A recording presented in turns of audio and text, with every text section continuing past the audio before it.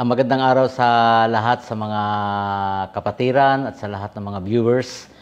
Ako nga po pala si Jesse Parungaw na na-assign po dito sa landscaping. Ako po ay 33 taon na sa pagiging full-time miracle workers. Na-assign po ako na-assign ako 1999 sa Tamayong as landscaper na inassign ni Pastor.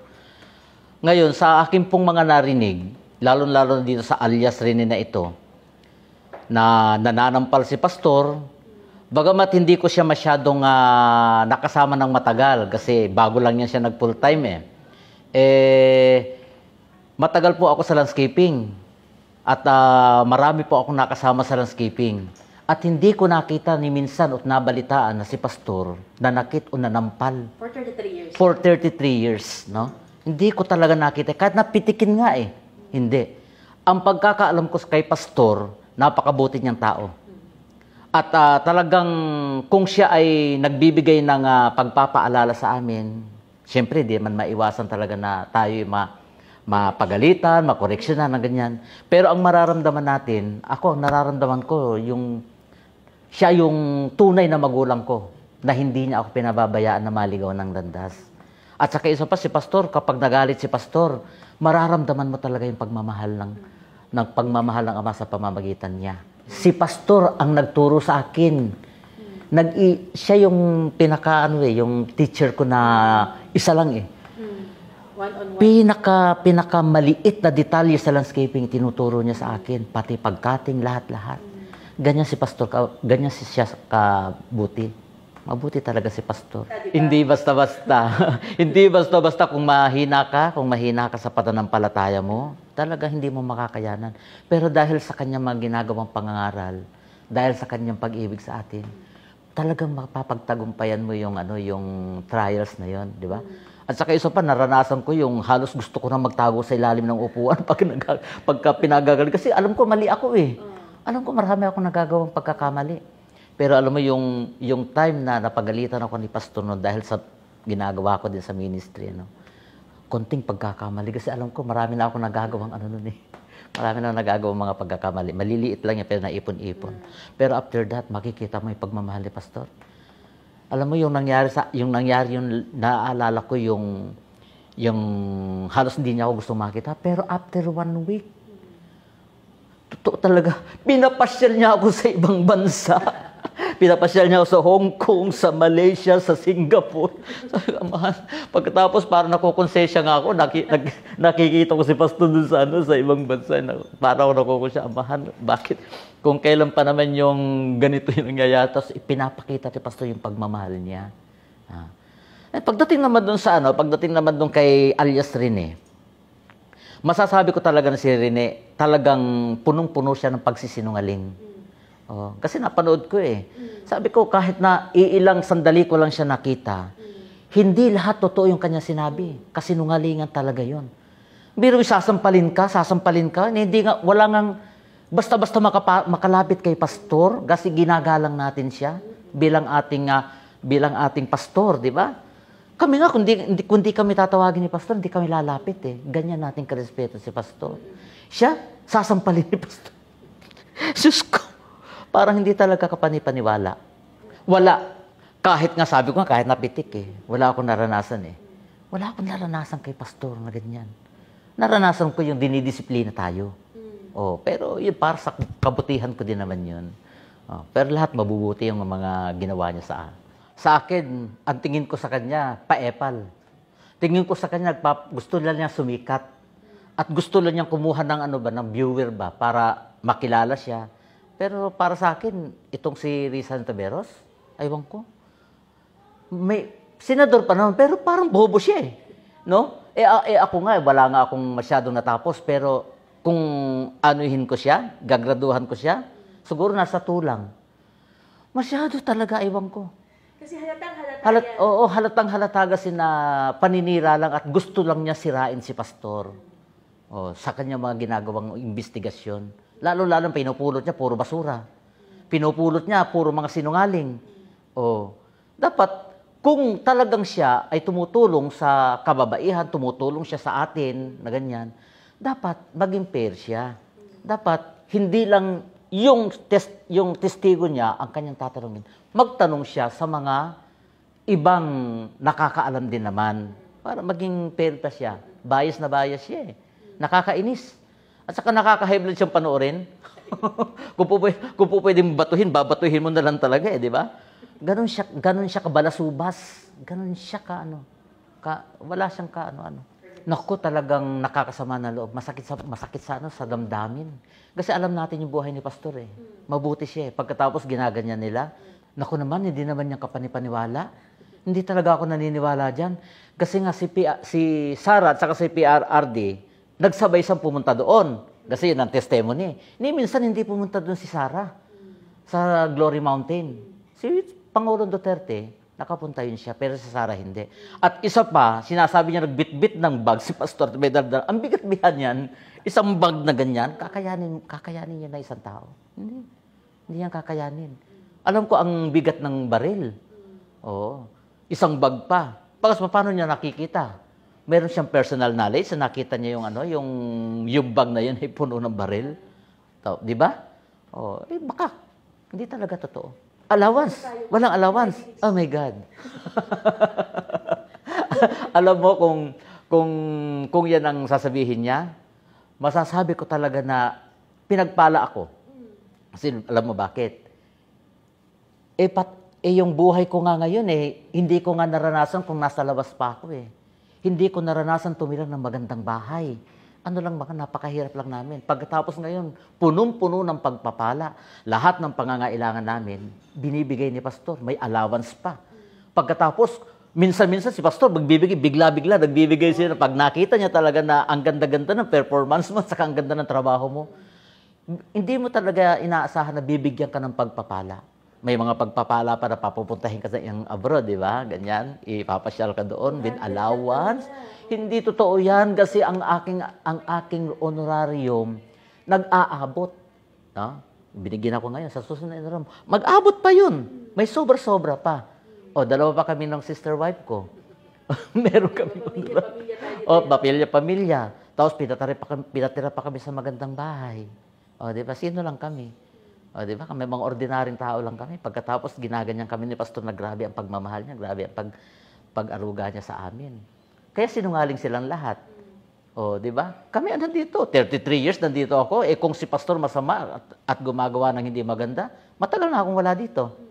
O, bakit ako nandito ngayon? Bakit ako nananatili sa aking paglilingkod sa Ama sa pamamagitan ni Pastor? Kasi nga, mabuti si Pastor. At wala talaga akong masasabi. Mabuti talaga si Pastor, mabait si Pastor. Oo, sa lahat. Oo. Sa lahat, binibigyan niya. Pantay-pantay. Nagdepende lang yan sa ating ministry, di ba? Minsan meron tayong bago pa tayo. Kahit nga bago nga, binibigyan nga ng honorarium ni Pastor, di ba? Oo. Lalo na yung mga matatagal na sa ministry, talagang bibigyan talaga ng honorarium ni Pastor. Oo. Mapakabait talaga ni Pastor. Lahat tayo dapat binigyan naman tayo ni Pastor ng mga pagpapala. O, di ba? Kung minsan nga sobra-sobra na nga di ba? Sa medication, sa aking maintenance. Biro mo ang maintenance ko. Ang laki-laki ng maintenance ko. Buwan-buwan 'yan. Pero i-provide ni Pastor 'yan lahat. Lahat i-provide ni Pastor. Ay nako.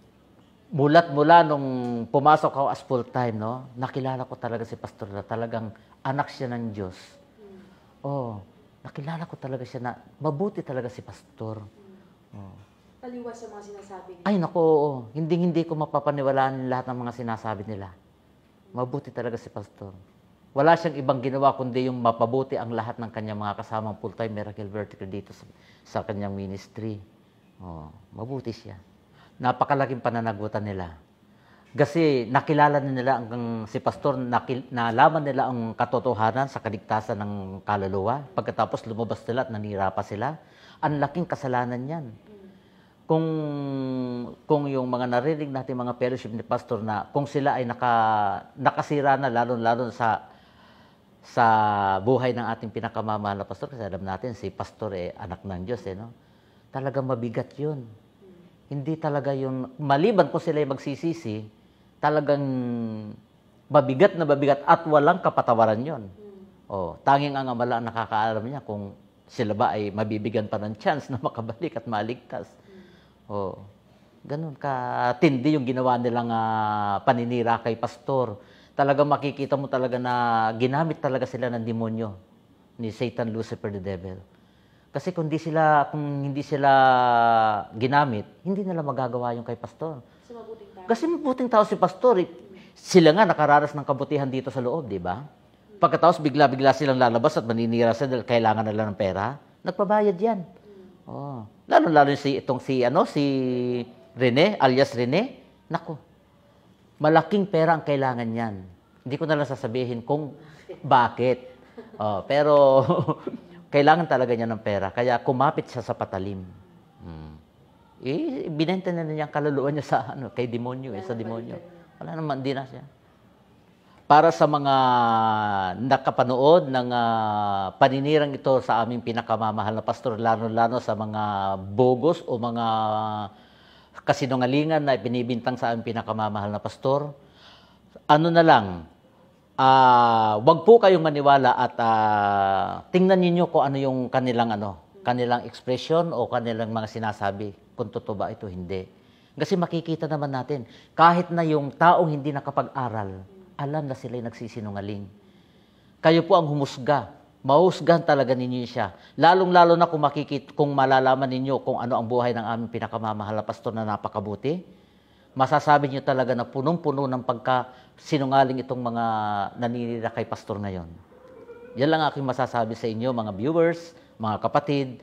Manatili tayong maging matatag, naninindigan, tatayo sa katotohanan, at ipaglaban natin ang katotohanan para sa ating pinakamamahal na pastor. Pag si pastor hindi niya nagustuhan yung aming ginagawa na landscape, alam mo, hindi siya nagsasalita na, ano ba yan? Ano yung ginawa niyan? Hindi. Sasabihin niya na, baka naman pwede pa nating dagdagan ng konti. Siya talaga ang mag-a-advise sa amin na, ayusin natin ito. Hindi siya yung sasabihin niya, bakit naman ginawa mo? Hindi. At inaano ka pa niya ba yung, kumbaga ba, yung hinahay moral ka pa niya ba? Siya mismo yung nanguna. Siya mismo ang nangunguna sa lahat ng bagay. Hindi mo namin alam kung ano dapat namin gagawin. Kung hindi dahil kay pastor, di ba? Tinuruan lang kami ni pastor. Anong alam ko dyan sa landscaping? Hindi ko nga alam kung ano yung mga pangalan ng halaman. Si pastor talaga nagturo. Hindi talaga siya yung sasabihin niya, ang pangit naman ng ginagawa mo. Hindi, ina-appreciate niya lahat ng ginagawa. Alam nyo, mga nagbibigay ng hindi katotohanang pananalita at naninira kay pastor, hanggat meron pang panahon, pwede kayo magsisi. Baka patawarin kayo ng ating dakilang Ama sa pamamagitan ng anak. Pero ang masasabi ko lang sa inyo, lahat ng ginagawa ninyo ay may kapalit.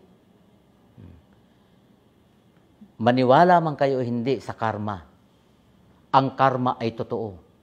Baka hindi nyo alam, isang araw, lahat ng ginagawa ninyo, aanihin ninyo sa buhay ninyo. Baka isang araw, gagapang kayo, at hindi ninyo alam kung anong ang gagawin ninyo. Ang buhay ay isa lang.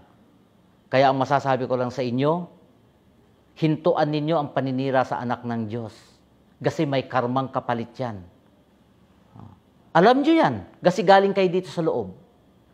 Hindi kayo makakapagtago at hindi kayo makaikyas sa lahat ng ginagawa nyo yan na paninira kay pastor. Aanihin ninyong lahat yan. Napakabuti ng aming pinakamamahal na pastor. Lahat ginagawa niya. Ayaw nga niya kayo masaktan eh. Kung gugustuhin nga ni pastor, pwede kanyang idemanda sa ginagawa niyo sa kanya. Pero tingnan niyo, nanahimik siya, nanatili siyang mahinahon, hindi kumikibo. Pero ang ginagawa ninyo, binabastos niyo, binabalasubas ninyo si pastor. Wala kayong pakundangan sa paninira kay pastor. Napakasama talaga ng inyong masama talaga ang inyong puso na. Ginamit na kayo ng demonyo ni Satanas. Yan ang masasabi ko sa inyo. Kapag hindi kayo huminto at hindi kayo tumigil sa ginagawa niyong paninira kay pastor, aanihin at aanihin ninyo isang araw. Darating at darating yan sa buhay ninyo.